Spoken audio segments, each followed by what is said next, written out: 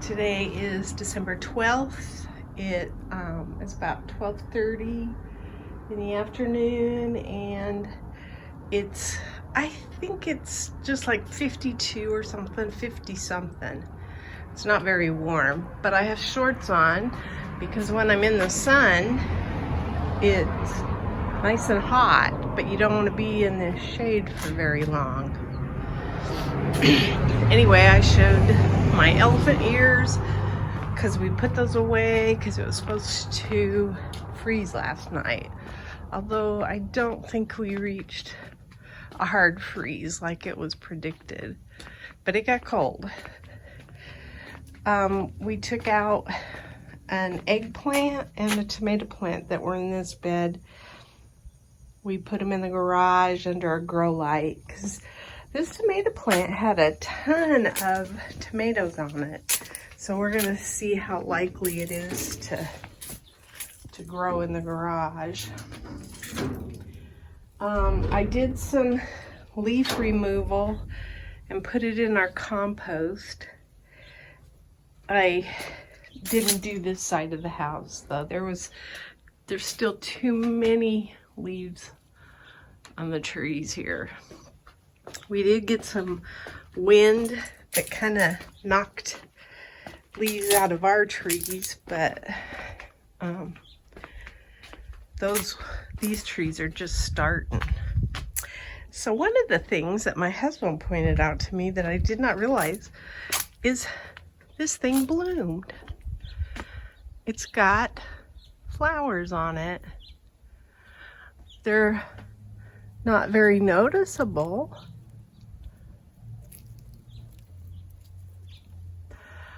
but now I came out. This is the first day he showed me several days ago, and I kept forgetting to come out and look at the flowers. So some of them are already drying up, but it looks like these are buds.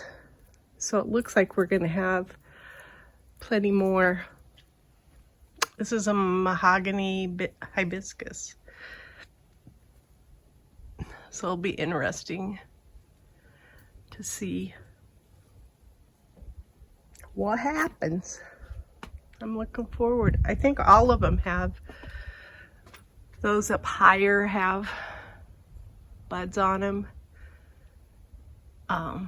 These have buds on them.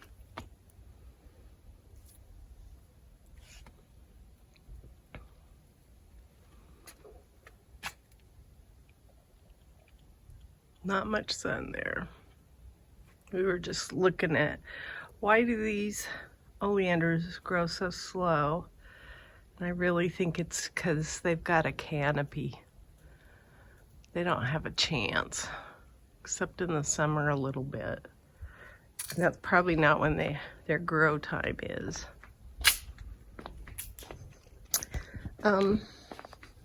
This little mom started producing some flowers. I think that one's going to eventually. It's really healthy.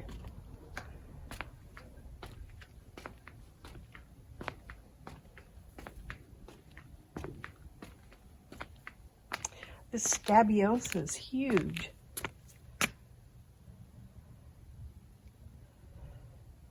I shouldn't have planted it there, but the Canis don't like the cold, so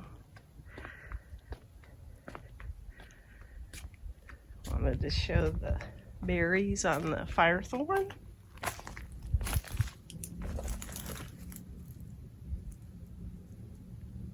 I think the reason we have a lot of berries is because of that soap. I don't think the birds seem to leave it alone, and I don't think they did in years past.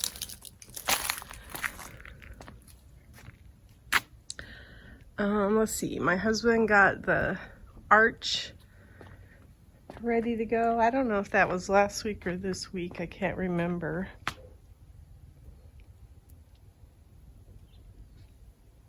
He put together another Vigo bed, like against this house wall. It's warm. It's warm. If I wanted to put a chair right there, I could sit there for hours. Get my vitamin D. So he put together this Vigo bed, and so we have one more that's gonna go over there. I took one of the cages that was propping up the goji berries, and I used it for the tomato that's in the garage, and I kind of cut back that goji berry.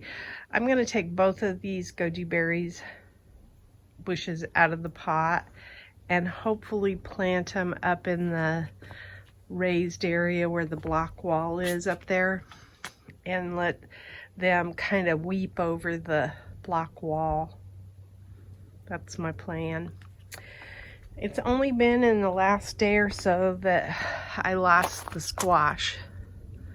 So those plants over there, oh, there's a bird in it. We're still doing really well up until a night or so ago.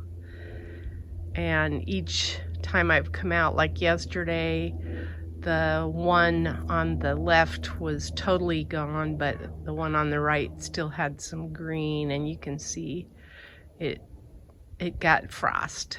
It got too cold. These little birds are all over the yard that have the little yellow bellies. They're cute. You can see the black-eyed Susan doesn't like the cold. It was like, according to our weather, it was like 33 degrees. In town, which gets colder than us, it was in the 20s. But yeah, everything's kind of suffered.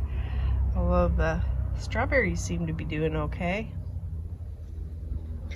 And I was surprised the cypress vine wasn't totally gone this morning, because it sits up high and I figured the cold would have gotten it, but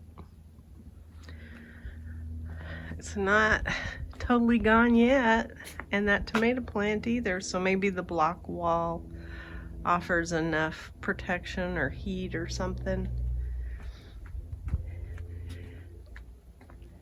I didn't save any peppers. I harvested some peppers, but that's about it. And the birds were in the basil here this morning. Oh, that zucchini's still alive, which is surprising.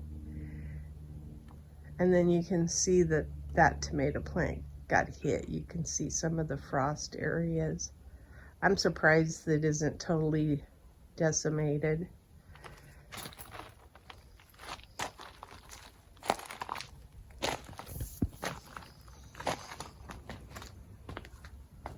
I think that's about it. We've got these covered up, and they're probably suffering a little bit.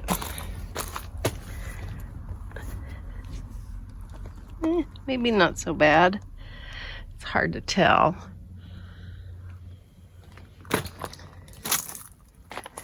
There's a tomato plant that bit the dust. But see, that one's still going. It's taken a hit too. I'm kind of ready for some of this to be over so I can start fresh. I don't know if there's any buds on this one or not. It's suffering. See, it's warmer on that other side of the house, because this is not liking the cold over here. So look at all the trees in this.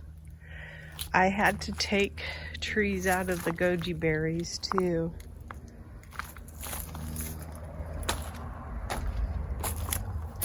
I think that's mustard. I got some seeds, and I think I've already started my garden template, so I'm planting things. I'll show the leaves. there's not as many. This one, well, this tree's almost done. That one's getting there, and that's following. So we're supposed to have rain on Tuesday. I think that'll probably knock out the rest of it. And then I'll do a leaf removal once it warms up again.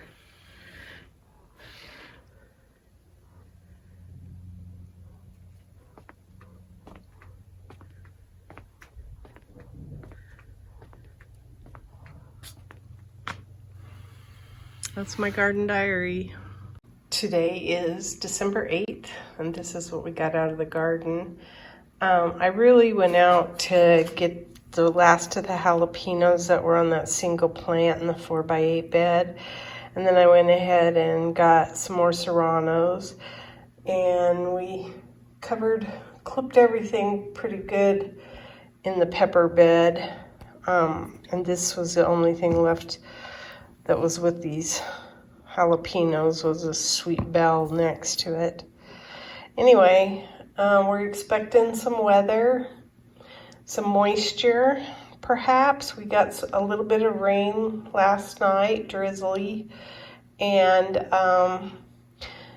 we're supposed to start dropping down into the 20s for the lows at some point. So I think we have one more night where we should be in the high 30s, and then we start dropping. So I have a few more things to do in the yard and harvest, and then I'll be done.